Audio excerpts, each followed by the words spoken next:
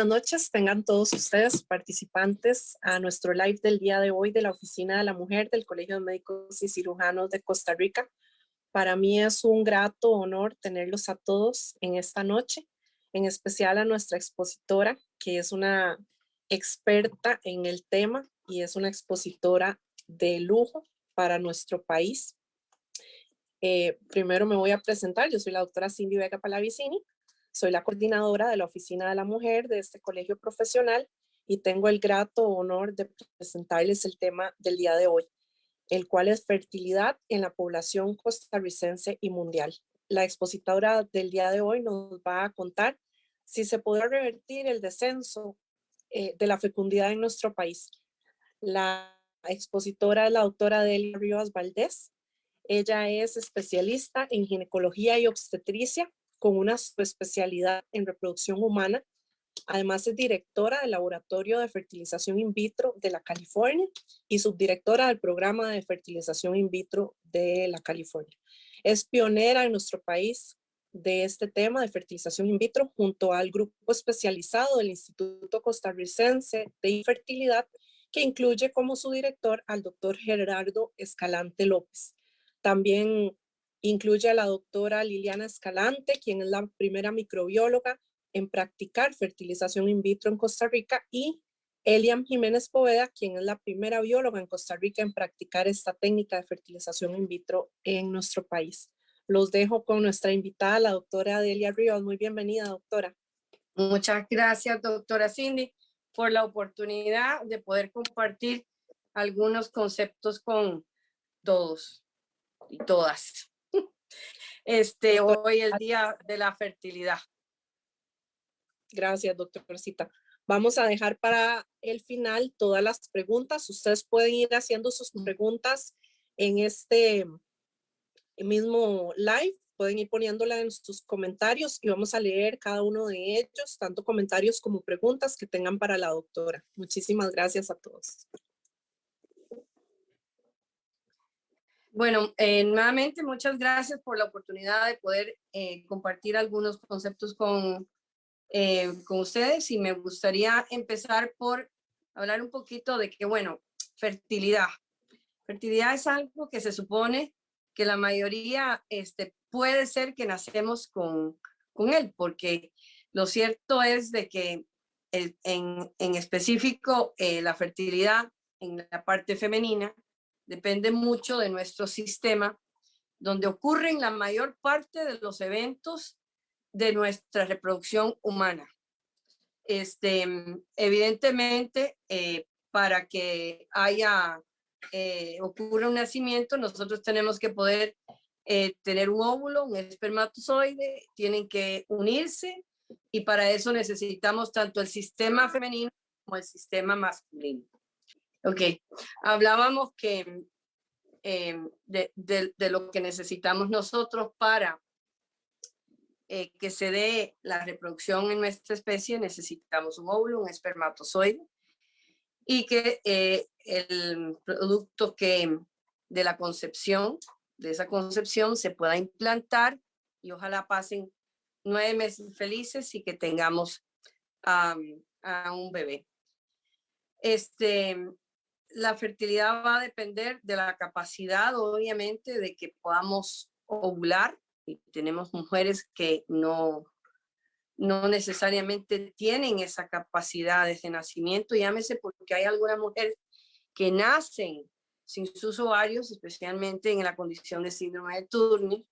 Hay otras mujeres que, como lo que pasa en el síndrome de Rokitansky, nacen sin un útero, pero sí tienen ovarios, y puede ser que en el camino ocurran algunos eventos como pueden ser una infección por apendicitis, enfermedades de transmisión sexual, que no nos permitan que se dé los procesos que vemos aquí, que cuando el ovario libera el óvulo, que lo vemos aquí que está siendo liberado, junto con el trayecto que recorre en la trompa, que es una de las estructuras más importantes que tenemos, obviamente, y que en la implantación se dé en un endometrio, que es la parte interna del útero, el nido de implantación, donde nos va a poder, va a poder darse esa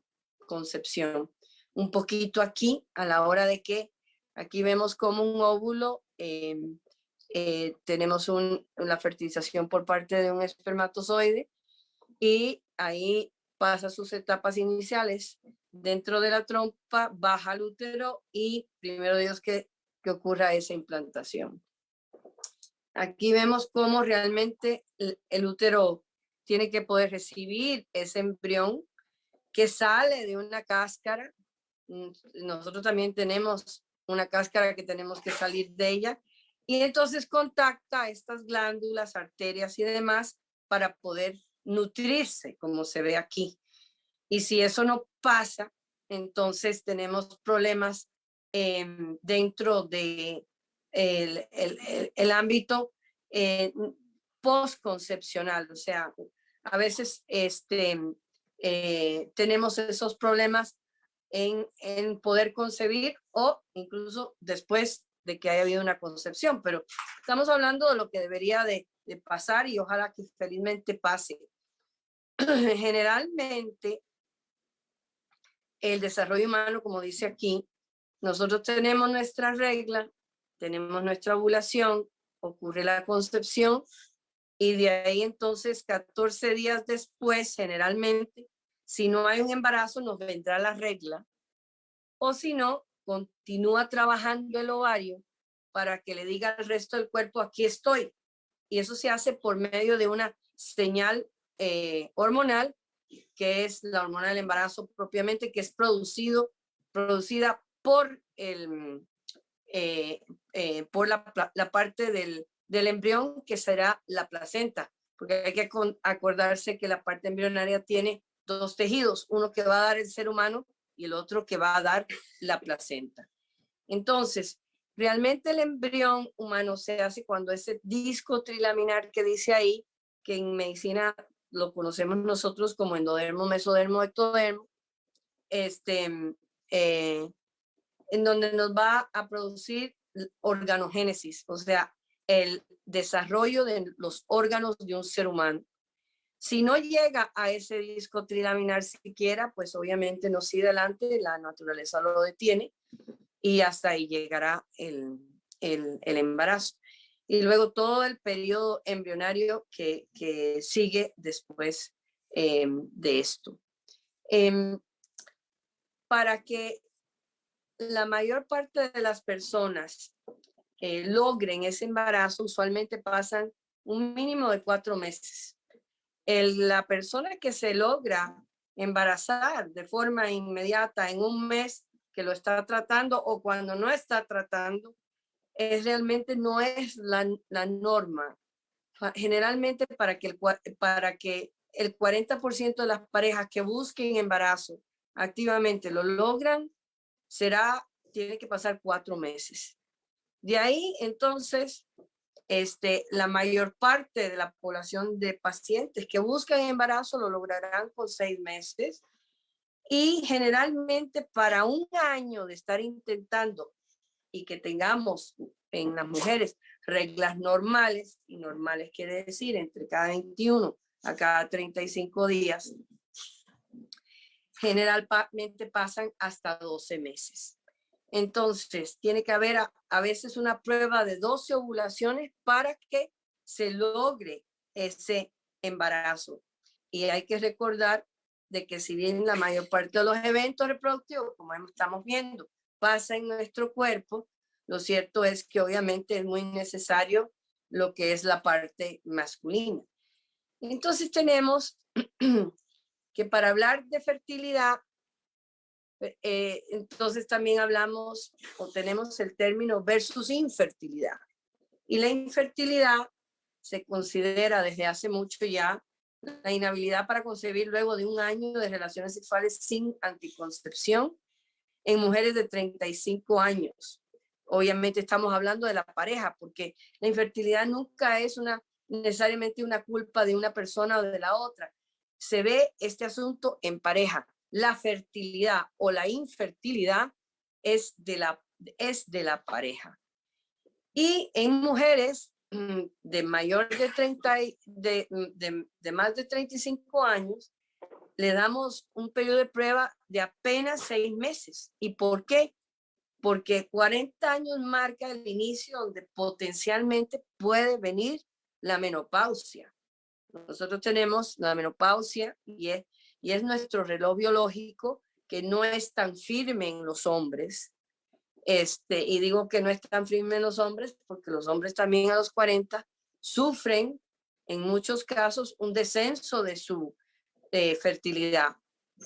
Y entonces tenemos que las mujeres mayores de 40 años en realidad se abordan de inmediato, porque como no sabemos cuál es el tiempo que nos queda de la actividad de ese ovario, que es el ovario el que deja de trabajar, dejamos de ovular, a esas mujeres tenemos que abordarla, pero de inmediato. Así que nosotros obviamente siempre quisiéramos que las parejas entiendan que no hay que considerar que se necesita ayuda, sino que han pasado estas condiciones que vemos aquí. Pero claro, también tenemos personas que han pasado por diferentes condiciones que ya señalan un problema en cualquiera de los dos, que puede ser, por ejemplo, la parte de algún daño testicular, una persona que ha pasado por un tratamiento de cáncer, alguien que ha tenido una enfermedad grave y que ha necesitado una operación que potencialmente los deja con dificultad para lograr ese embarazo. Si se nació con un útero que no es normal, si estos síndromes que mencioné al inicio existen, definitivamente que ahí ya sabemos que estábamos hablando de que los factores de infertilidad son en común. O sea, tenemos los factores de la parte masculina como los factores de la parte femenina. Y como podemos ver ahí, el 35%, algunos libros dicen hasta 40%, es la parte masculina, pero tanto el tubárico como el ovulatorio es directamente atañado al sistema femenino. Así que nosotros generalmente consideramos que es mitad el asunto, un poco más recargado la parte femenina, y el idiopático, para quienes no son médicos, obviamente quiere decir que no encontramos una causa. Y hay otros como puede ser el inmunológico, donde hay anticuerpos que se hacen contra los espermatozoides o con condiciones inmunológicas propias, por ejemplo, de la mujer, en el caso específicamente de las personas que padecen del síndrome de Hashimoto en la tiroides, que nos puede interferir con una implantación. Entonces, eso es un ejemplo claro de lo que puede pasar cuando hay endometriosis, una enfermedad que es muy común en nuestro país, que como su nombre dice, es el endometrio fuera de su lugar, la endometriosis, ¿ok? Entonces, esta endometriosis que hace de que la regla, que no es sangre nada más, es un tejido, se devuelva hacia lo que es el abdomen, que normalmente tenemos una cierta cantidad de reflujo de la sangre menstrual hacia adentro, pero la mayoría debe ser afuera. Pero hoy por hoy las teorías son de que estas mujeres tienen un tipo de célula de su endometrio diferente al endometrio normal, que si cae adentro del abdomen no tiene cómo apoyarse y se muere, pero estas células tienen la capacidad de sembrarse y permanecer. Y con cada regla crecen y sangran.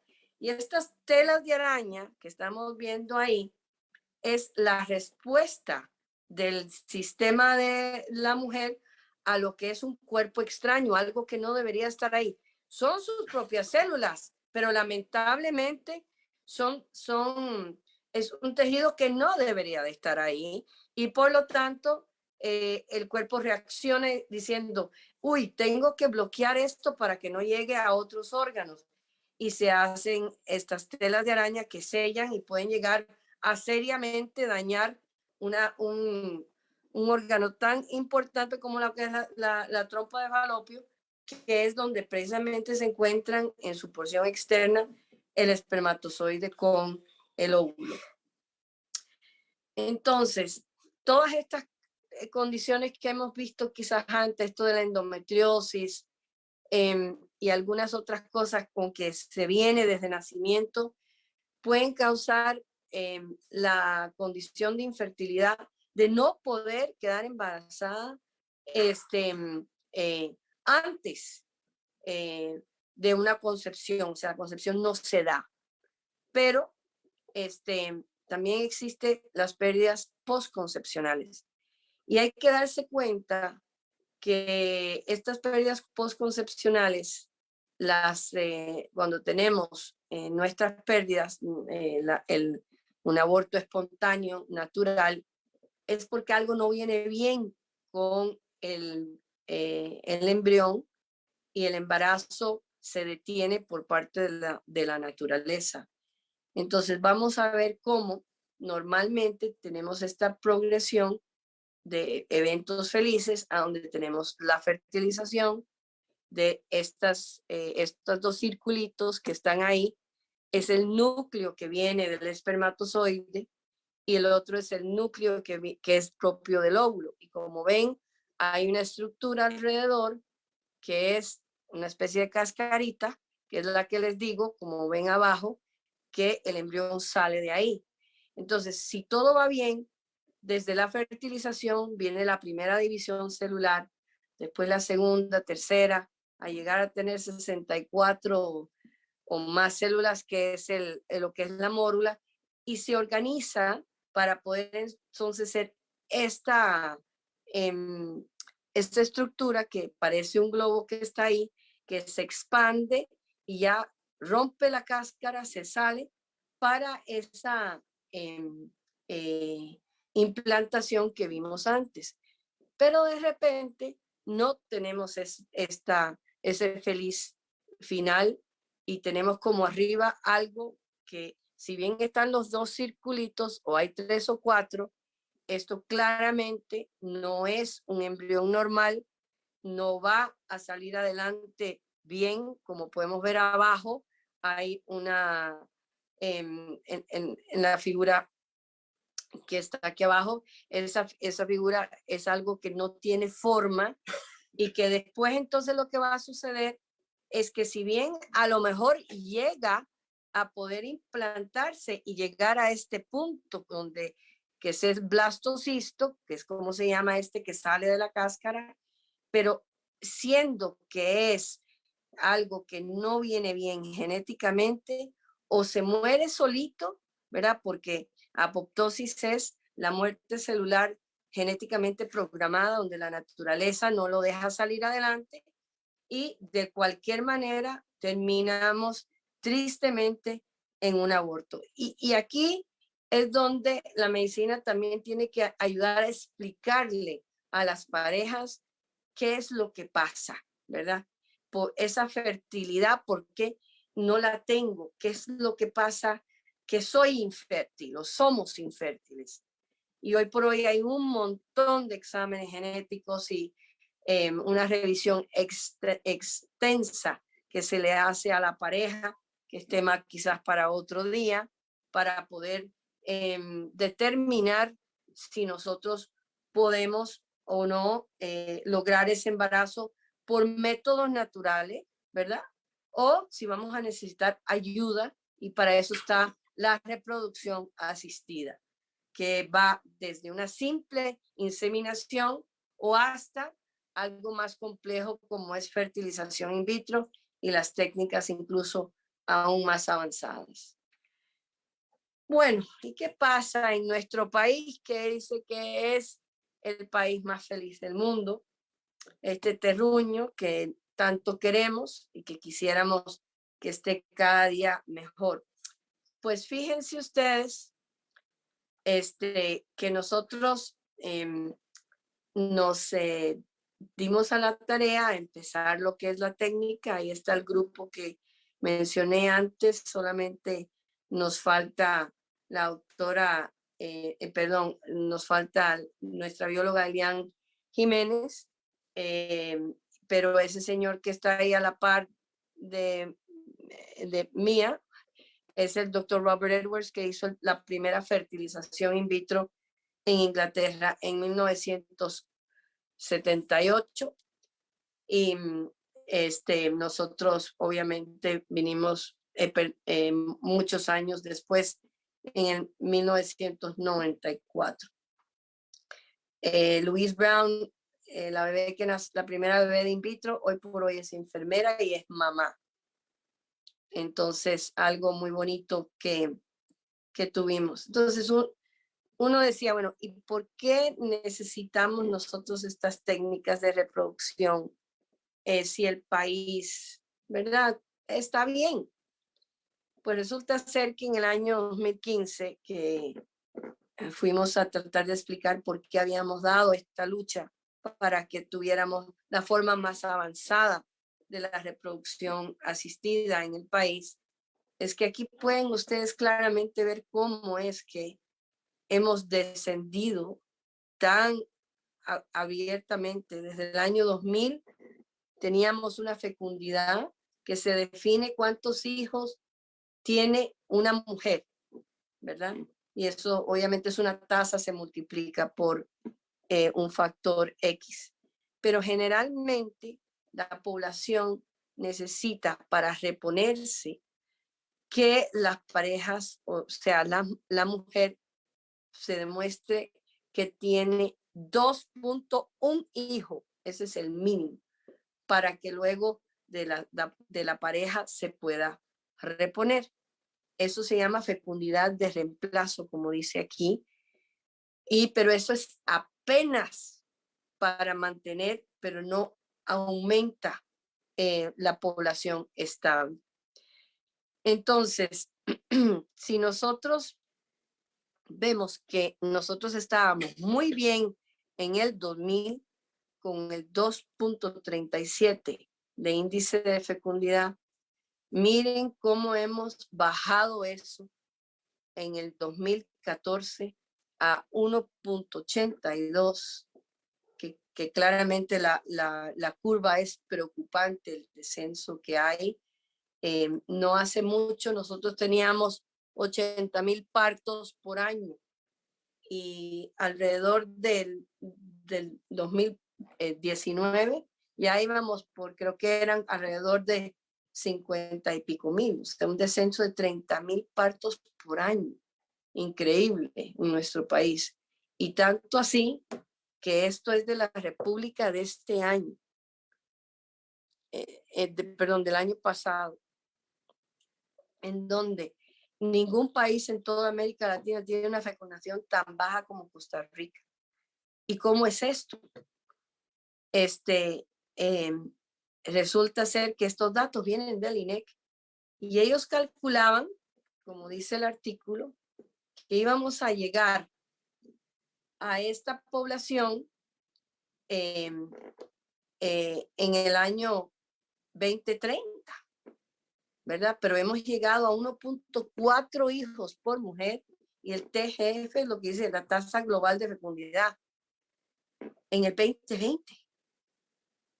Entonces, qué preocupación más grande de que nuestra población, con todo y las personas que pueden ser inmigrantes, como yo, pero yo no soy buen ejemplo porque yo tengo 5 hijos, 3 de los cuales dejo en Costa Rica.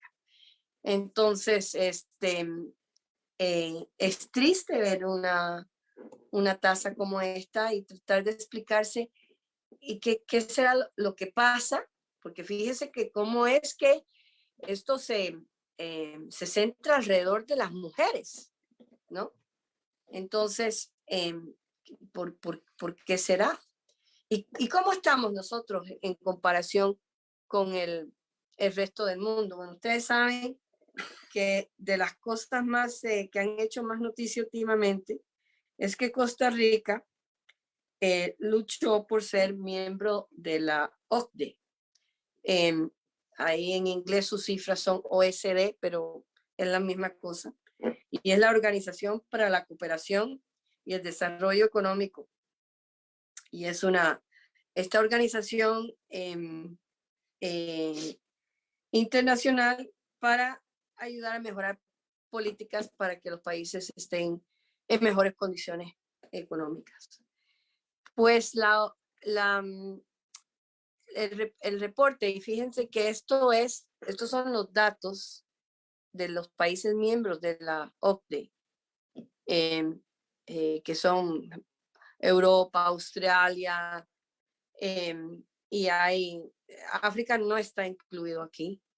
Algunos países de Asia como Corea, como Taiwán,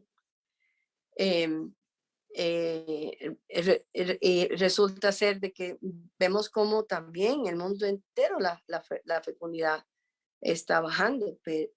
Y nuevamente la pregunta, pero ¿y qué pasa? ¿Verdad? Esta tasa fue para el 3 de mayo del 2022. Es esta estadística de lo que es la Reserva Federal de Estados Unidos, que obviamente en los Estados Unidos igualmente también les preocupa, y es la Reserva Federal del estado de Missouri en St. Louis. Entonces, esto es parte del artículo que estábamos hablando antes, y que es interesante por si lo quieren buscar, porque aquí dice que este nivel no responde aún al efecto de la pandemia por COVID-19. O sea que ni siquiera es la pandemia con la difícil situación económica que refleja esto, porque se viene dando de forma más aguda desde el año 2018 por el desempeño, porque por eso es la OCDE, como es una cuestión que tiene que ver con la economía, nos damos perfectamente cuenta de que cuando la economía sufre la natalidad del país, sufre la fecundidad, y bueno, algo que hay que darse a la tarea de investigar, a ver qué es lo que puede pasar. Y aquí también existe una base de datos que lo publica el Instituto Max Planck de Alemania para la demografía, y también el Instituto de Viena de la demografía en Austria. Y vemos aquí cómo estamos, aquí sí se incluye África, y los africanos incluso también han sufrido un descenso casi del 30%, y sin tomar en cuenta otras cosas como vamos a ver adelante, que es tanto la sobrevida que se tiene en estos países donde la vida es tan difícil, e igualmente la mortalidad neonatal y la mortalidad en niños menores de 5 años. Y aquí podemos darnos cuenta nosotros cómo es que Latinoamérica está un poquito por encima de Norteamérica y Europa, pero tampoco tantísimo. Y, por ejemplo, Francia es de los países que mejor está, porque ellos muestran una fecundidad de 2.3, cosa que es algo muy, muy bueno para ellos. En cambio, y también Israel llegó hasta recientemente, unos años atrás, también casi al 3. Entonces, ¿qué es lo que están haciendo bien estos países que nosotros pudiésemos replicar para que pudiésemos ejercer estos cambios sociales, políticas gubernamentales que les ha ayudado un tanto en esto? Pues, ay, Ok. Atrás. Esto que estaba hablando yo de la mortalidad infantil es un reporte del año 2021, que veremos algunas cosas más adelante, porque creo que estas me las salté ahorita. No, esto es el estudio de esto, donde vemos cuál es la mortalidad infantil en estos países, que esto también tiene muchísimo que ver. Si se me van a morir hijos, pues tengo más hijos. Entonces, porque no sé si van a estar vivos al llegar a más edad. Entonces, aunque es un país pobre, pero la gente trata de tener hijos. Y ni hablar de la parte religiosa, de cómo estamos en los musulmanes, pero aquí es lo que le estaba tratando de decir, de cómo es que, por ejemplo, por dicha de que está disminuyendo, por ejemplo, en África subsahariana, ha disminuido la mortalidad en niños menores de 5 años en un 60% en comparación a 1990. O sea, hay medidas que se han hecho para ayudar a la sobrevivencia de los hijos, y también para ayudar a mantener esa población que tanto lo necesitamos. Y aquí son las muertes neonatales, o sea que dentro de los primeros 30 días, en donde más bien ahí en África habían, como dicen, negativo, es porque aumentó la muerte. No hubo un descenso, más bien aumentaron las muertes entre 1990 y el 2020. Estas cosas son interesantes estudiarlas, porque tenemos que dar gracias a Dios que la Caja Costarricense de Seguro Social y el sistema también público y privado que tenemos en el país ayuda a que estas cosas no pasen. Entonces, ¿qué se puede hacer para tratar de incentivar esa fecundidad?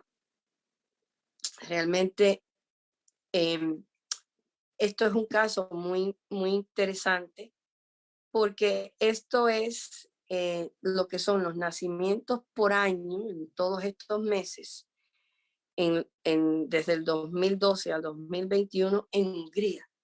Y Hungría es un caso muy interesante porque ellos implementaron una serie de medidas políticas, económicas, que ayudaron a que las parejas jóvenes pudieran formar una familia, teniendo un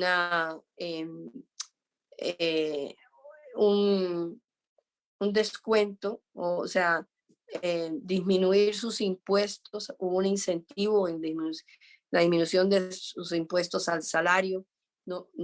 Para que la familia tuviera más dinero para poder formar a su familia. También ayudaron a lo que la clase media pudiera acceder a préstamos muy baratos para tener sus casas.